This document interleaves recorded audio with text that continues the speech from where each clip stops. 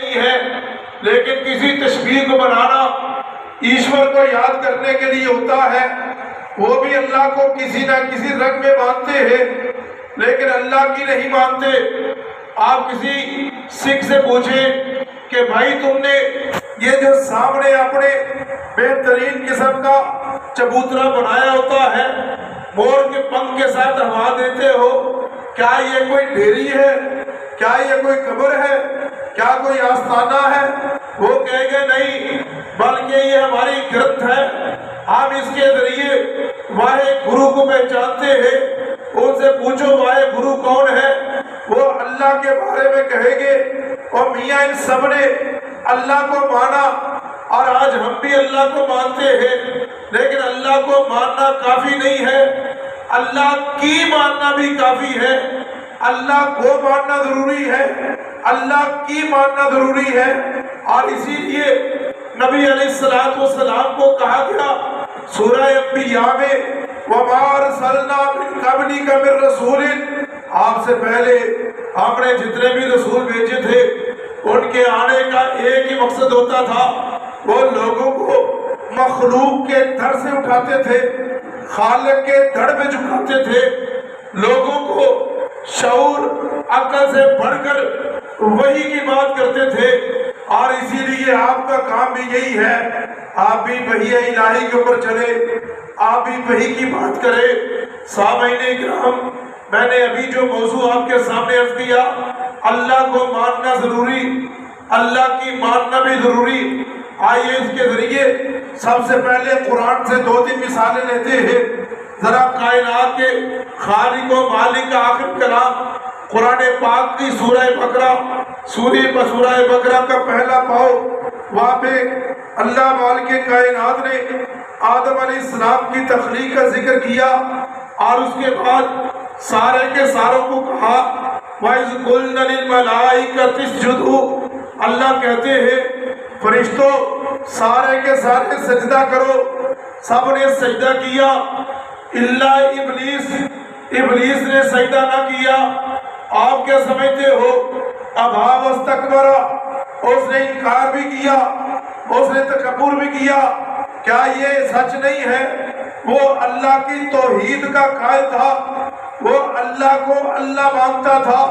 جائیے انجیل کو اٹھائیے، قرآن کو اٹھائیے، کسی بھی صحیفے کو اٹھائیے، کسی بھی کتاب کو اٹھائیے، آپ کو کہیں نہیں ملے گا کہ شیطان نے ڈائریکٹ کہا ہو اللہ میں تجھے اپنا رب نہیں مانتا، میں تجھے اپنا خالق نہیں مانتا، میں تجھے اپنا مالک نہیں مانتا۔ وہ اللہ کو مانتا تھا لیکن اس نے اللہ کی نہیں مانی۔ اللہ نے کہا تو مجھے اللہ مانتے ہو تو میرے کہنے پر آدم کو سجدہ کرو۔ اس نے سجدہ نہ کیا، اس نے ابا کیا، اس نے انکار کیا، اس نے تکبر کیا۔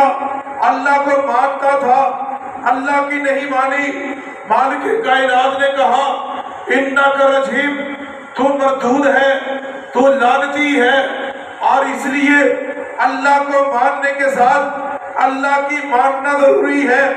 آئیے اسی واقعہ پر ایک اور بات کو سماعت کرتے ہیں۔ آدم علیہ السلام اللہ نے جنت میں جگہ کو عطا کیا ہوا، مالک کائنات نے اسی کی چند لائنوں کے بعد اس بات کا ذکر کیا، اے آدم آپ جنت میں جہاں مرضی جانا، آپ نے جا کر جو دل کرتا ہے کھانا، وَلَا تَقْرَبَا هَٰذِهِ الشَّجَرَةَ، لیکن اس درخت کے پاس نہ جانا۔ آدم علیہ السلام اللہ کو مانتے ہیں، ابھی وحی کا سلسلہ مکمل نہیں ہوا، ابھی ابتدائی مراحل ہے۔ شیطان آیا، عزازیل آیا، انسان کا دشمن آیا، اس نے آ کر آدم علیہ السلام کو کہا، اور قرآن میں 3 قسم کے لفظ بولے گئے، فَأَزَلَّهُمَا، قَاسَمَهُمَا، فَأَضَلَّهُمَا۔ اس نے گمراہ کرنے کی کوشش کی، اس نے پھسلا دیا، اس نے آ کر قسم اٹھائی۔ سورہ اعراف اٹھائیے، آیت نمبر 20 اور 21 پڑھیے، آ کر کیا کہتا ہے؟ اگر آپ اس درخت کا پھل کھا لیں گے اللہ کے مقربین میں ہو جائیں گے، اللہ کے قریبیوں میں ہو جائیں گے، اللہ کے حضوروں میں ہو جائیں گے، آپ کو کبھی موت نہ آئے گی۔ اللہ کے سب سے مقرب ہو جائیں گے۔ آدم علیہ السلام اس کی بات میں کیسے پھنسے؟ اس نے قسم کو اٹھایا تھا، انسان کو کیا پتا تھا کہ اللہ کی بھی جھوٹی قسم اٹھائی جا سکتی ہے؟ اور آدم علیہ السلام بصیرت انسان ان سے خطا ہو گئی، نسیان ہو گیا۔ اللہ کا حکم کیا تھا؟ آپ نے درخت کے قریب نہیں جانا۔ آدم علیہ السلام سے اللہ کے بارے میں عقیدہ توحید تو تھا، لیکن غلطی ہو گئی۔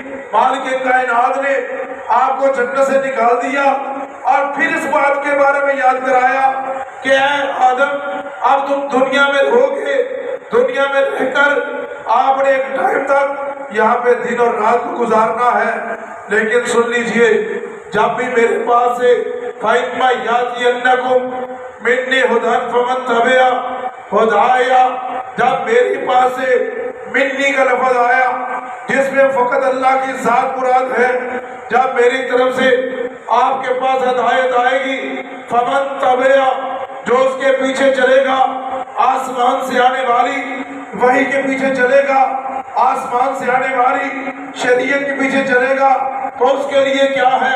وَلَا خَوْفٌ عَلَيْهِمْ وَلَا هُمْ يَحْزَنُونَ، ماضی کا کوئی خوف نہ ہوگا، ماضی کا کوئی غم نہ ہوگا، آنے والے دور کا کوئی ڈر نہ ہوگا۔ آنے والے دور اور ماضی کے گناہوں سے بچنے کا ایک ہی ذریعہ ہے، اللہ کو بھی مانا جائے، اللہ کی بھی مانی جائے۔ آئیے اور دیکھتے ہیں سورہ یوسف، جس کو احسن القصص کہا جاتا ہے۔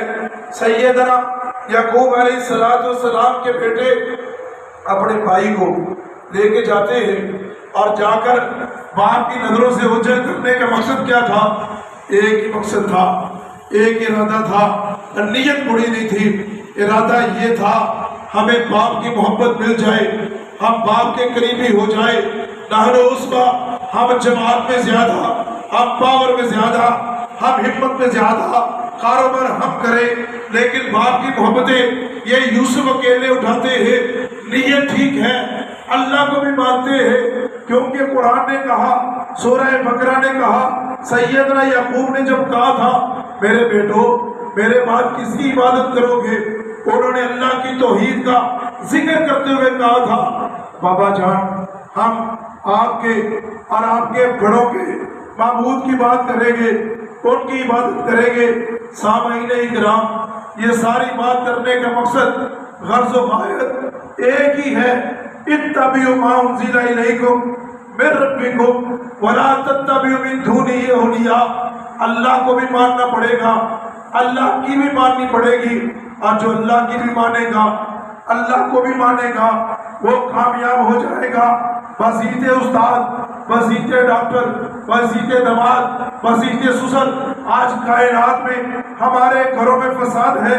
ہم لوگ اللہ کو مانتے ہیں لیکن اللہ کی نہیں مانتے۔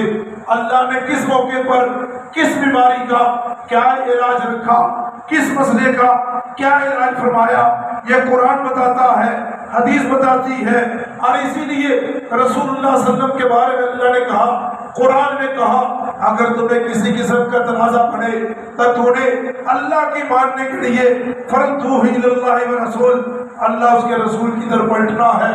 مالک کائنات سے دعا ہے، مالک کائنات جو سنا جو سنایا عمل کرنے کی توفیق عطا فرمائے۔